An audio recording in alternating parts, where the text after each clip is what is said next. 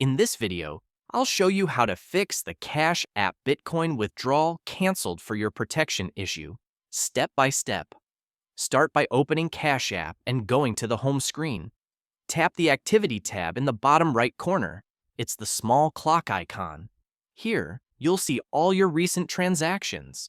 Scroll through and find the Bitcoin withdrawal that was canceled. It will usually be labeled declined or not confirmed. Once you find it, tap to open the transaction details. Now look for a Review button and tap it. Cash App flagged the transaction to protect your account.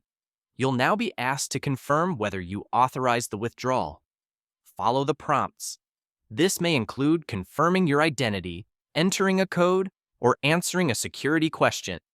Once confirmed, you'll see a green button, typically labeled Looks Good or Confirm Transaction. Tap it. That tells Cash App the withdrawal is safe and was made by you. Now go back to your Activity tab and check the status. The transaction should either be reprocessed or ready to try again without getting canceled.